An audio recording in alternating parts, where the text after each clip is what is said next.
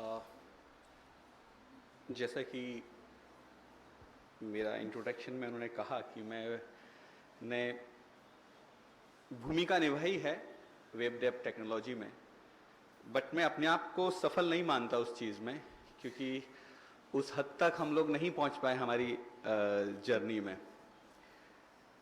पर एक चीज़ मैंने देखी शाह आलम में कि वो एक निरंतर प्रयत्नशील हैं। निरंतर प्रयत्नशील से मतलब ये है कि वो उस चीज़ पे लगे हुए हैं इवन आज तक, और उसके उन्होंने कई अन्य रास्ते खोजे हैं जिसमें कि एक रास्ता अगर बंद हो जाता है तो दूसरे रास्ते पे चल सकें।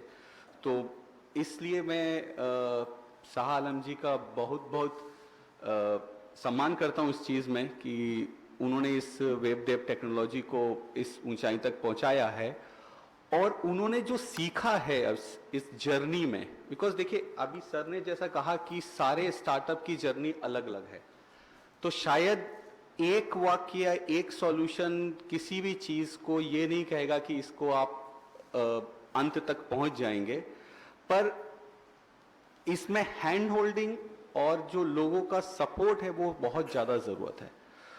तो जो नया इन्होंने कंसेप्ट डेवलप किया है, दैट इज़ द देवदूत, दैट इज पॉइंट 1.0।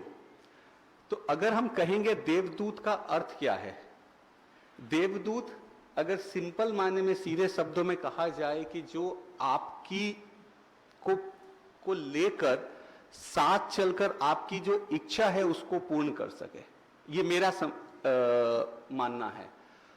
तो देवदूत इस तरह से यहां से समन्वय रखता है कि किसी भी स्टार्टअप या किसी भी एंटरप्रेन्योर, क्या किसी भी उद्यमी जो कि अभी शुरू में स्टार्ट करने की कोशिश कर रहा है, तो देवदूत पॉइंट 1.0 उसके लिए देवदूत बनकर आएगा।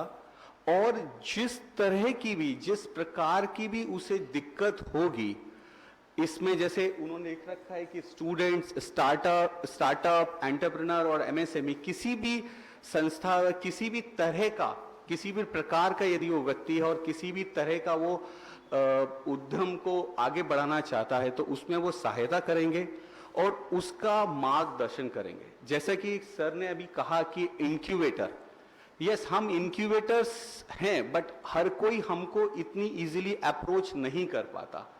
इसका एक जो है कि जो हम लोगों को जानते हैं, हम लोगों के साथ में है, वो सीधे हमारे से आके जुड़ जाते हैं, पर उसके लिए उनको बहुत सारा पेपर वर्क या बहुत सारी दिक्कत और कठिनाइयों का सामना करना पड़ता है। तो मुझे ये लगता है कि उस चीज को, एक गैप को फाइंड आउट करते हुए ये वेब डेव टेक्नोलॉजी ने देवदूत 1.0 जो प्रोग्राम का आरंभ कर रहे हैं, इससे कि आपको सबसे इजी वे में वो सारी सुविधाएं प्राप्त हो सकती हैं और सारे मार्गदर्शन मिल सकते हैं, जिससे कि आप अपने जो बिजनेस को नई ऊंचाइयों तक ले जा सकें। तो मेरा मानना यह है कि हम लोगों को सबको मिलकर, बिकॉज बिहार एक ऐसी जगह है जहां पर क्षमता की कमी नहीं है। ये आप मान लीजिए कि हमारा जितना भी जो यूथ है, जितना भी हमारी यंग जनरेशन है, और चाहे वो गांव से हो, चाहे शहर से हो, या चाहे किसी भी जगह से हो, उन सब में क्षमता की कमी नहीं है। सिर्फ क्षमता को पहचानना आना चाहिए, और वो काम हम इंक्यूबेटर्स या फिर जो देवदूत ये लोग कर पाएंगे कि हम लोग उसको क्या कहना चाहिए, मतलब उसको निखार सकते हैं। इसी में मैं एक जस्ट चीज कहूंगा जो भी मैंने भी सुनी थी अपने एक इंक्यूबिटी से, कि जो हम लोगों का काम है, उस मूर्तिकार का काम है कि जो उसको परख के बना सके और उसको यूजफुल किसी कार्य के लिए बना सके। एक जस्ट वेरी रॉ में कहूंगा कि दो पत्थर पड़े हुए थे सड़क पर, आपस में बात कर रहे थे कि भाई हम लोगों की जिंदगी तो ऐसा ही है, किसी काम की नहीं है, पर जो हम ठोकर खाते रहते हैं और कुछ नहीं होता। तो एक तो आलसी था और वो कुछ मारधार या मतलब अपने आप को सहन नहीं करना चाहता था, किसी जर्नी पे जाना नहीं चाहता था। और एक ने कहा कि ठीक है भाई, मेरे को कुछ नहीं तो मूर्तिकार के पास ले जाओ और वो मुझे ठोकेगा, बजाएगा, मैं सहन कर लूंगा, यही मेरी किस्मत है। तो जस्ट वो करते करते, और वो जब मूर्तिकार ने उस मूर्ति को बनाया और किसी जब म्यूजियम में रखा तो लोग उसकी सराहना करने लगे, उसकी प्रशंसा करने लगे। तो जब उस पत्थर ने पूछा कि भाई देखो मैंने तो अपने इस जर्नी में सब थपेड़े खाए हैं, लोगों का मार सही है, पत्थर सहे हैं, और तब मैं जाके इस ऊंचाई पे पहुंचा हूं। तो मेरा कहना सिर्फ इतना है कि भाई आप इस जर्नी से डरिए मत। ये कष्ट और ये जो रास्तों में जितने भी पत्थर या रोड़े आएंगे वो सिर्फ आपको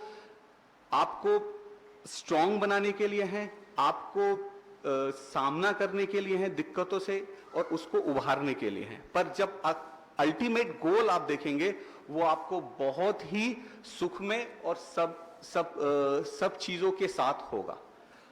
इस चीज पे मैं जस्ट ये कहूंगा, जैसे मेरे को बताया गया कि मतलब इंट्रोड्यूशन में एनआईटी पटना से हूं। मैंने वहां एनआईटी पटना में देखा है कि जो इंक्यूबेशन सेंटर जिसका मैं प्रोफेसर इंचार्ज हूं, मैंने भी बहुत दिक्कतें सहन करी है। मेरी भी जर्नी इस तरह की नहीं है, बिकॉज मैं कोई एंटरप्रेन्योरशिप बैकग्राउंड से नहीं हूं। I am a simple teacher हूं, मेरा काम है पढ़ाने लिखाने का।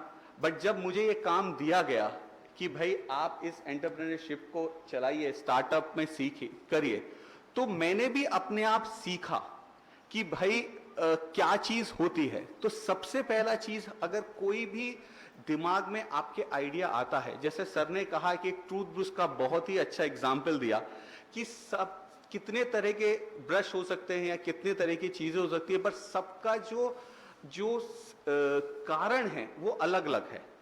तो सबसे बड़ी महत्वपूर्ण चीज यहां है कि हमको वो कारण या जो अंतर है उस चीज को ढूंढना है कि जो सोसाइटी को बेनिफिट दे या सोसाइटी में जो लॉस हो रहा है उसको उभार सके। तो जिस दिन आपके पास वो कोई ऐसा आइडिया आपके दिमाग में आता है, तो सबसे पहले वो चीज शुरुआत है आपकी जर्नी की। क्योंकि आपका कोई भी एंटरप्रेन्योर है, स्टार्टअप है, कोई सोशल बेनिफिट्स के अगर उससे होता है इट्स फाइन, बट उसका अल्टीमेट गोल है अपने बिजनेस से प्रॉफिट कमाना। आप सोसाइटी की हेल्प करने के लिए एंटरप्रेन्योरशिप स्टार्ट नहीं कर रहे हैं, आप सोसाइटी को ज्ञान बांटने या उनकी सिर्फ मदद के लिए काम नहीं कर रहे हैं। आप उसमें अपना प्रॉफिट और अपना मुनाफे के साथ अगर किसी सोसाइटल हेल्प होती है, कुछ सॉल्यूशन निकलता है, तब आप कर रहे हैं। तो इसके साथ दो चीजें, एक तो आप सॉल्यूशन, क्योंकि सोसाइटल सॉल्यूशन या कोई गैप की बात मैं इसलिए कर रहा हूं कि वो चीज जल्दी से बढ़ सकती है, मल्टीपल। जैसे सर ने एक अंडे का एग्जाम्पल दिया, बिकॉज हमको पता है कि खपत है, हमने उस गैप को जानने की कोशिश करी, तभी हम उस चीज की तरफ उसके सॉल्यूशंस पे काम कर पाए। तो जो हमारे डिफरेंट सॉल्यूशंस हैं और आइडिया है, अगर हम उस चीज को पा लें, तो अब बस सिर्फ एक ही चीज बचती है कि उस लक्ष्य तक पहुंचना कैसा है। और उस लक्ष्य को पहुंचने में बहुत सारी कठिनाइयां, आप मान के चलिए, जब आप इस रास्ते पे चलेंगे तो इस रास्ते पे कंकड़ और पत्थर बहुत सारे हैं और जिसमें आपको चलना है। अगर आपने रास्ता छोड़ दिया तो आप कभी सफल उद्यमी नहीं बन पाएंगे। तो आप मेरी बात ये गांठ बांध लीजिए कि आपको उसी रास्ते, कंकड़ के रास्ते पे चलना है और उन सबको सहन करना है।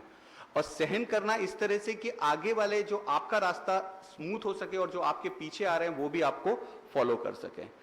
तो इसमें बहुत सारा पेपर वर्क होता है, आपको अपनी चीजों को प्रचार करना होता है, अपनी वेबसाइट्स बनानी होती हैं, अपना लोगों तक उस प्रोडक्ट को पहुंचाना पड़ता है। फिर आपकी कंपनी रजिस्ट्रेशंस होते हैं, आपका पैसा कहां से आएगा, बैंक से लोन कहां से होगा, सीए का ऑडिट कैसे होगा, मतलब इतने सारी प्रक्रिया हैं जो कि एक आम आदमी के जानने के लिए सचमुच ही मुश्किल है। यहां पर आपके इंक्यूबेटर और देवदूत 1.0 काम आएंगे। इंक्यूबेटर के पास आप जा सकते हैं, तो हम भी लोगों की मदद लेते हैं, और यहां पर आप देवदूत 1 के पास जाइए और you can have all the solution in your hand directly. आपको इजीली सब चीज मिलेंगी। जो मेरा मानना है, जितना मैं उनको जानता हूं, वो आपकी तहे दिल से उस तरह से हेल्प करेंगे। और नेचुरली कोई हेल्प करेगा तो कुछ चीज लेगा ही, तो उसमें तो आपको रेडी रहना पड़ेगा कि भाई ठीक है, कुछ चाहिए तो मुझे उसके लिए उसको देना ही पड़ेगा। तो ये सब चीज मुझे लगता है कि आज के बिहार के लिए सबसे जरूरत है, और ये एक नोवेल आइडिया लग रहा है, क्योंकि इसमें जो इससे पहले एक वर्क स्पेस कल्चर का आइडिया आया था, वो भी बहुत चला, कि आपको जब आप काम करने बैठते हैं तो आपको पता ही नहीं है कि कहाँ बैठ के काम करें। तो लोगों ने वहां जाके एक रेंटेड स्पेस ली एक जगह पे, और अभी तो वो बहुत अच्छे काम कर रहे हैं, मेरे साथ जुड़े हुए थे शुरू में। अब तो उन्होंने लाइक ऑलमोस्ट 20-25 जगह अपने वर्क स्पेस खोल लिए हैं, जहां पर वो सारे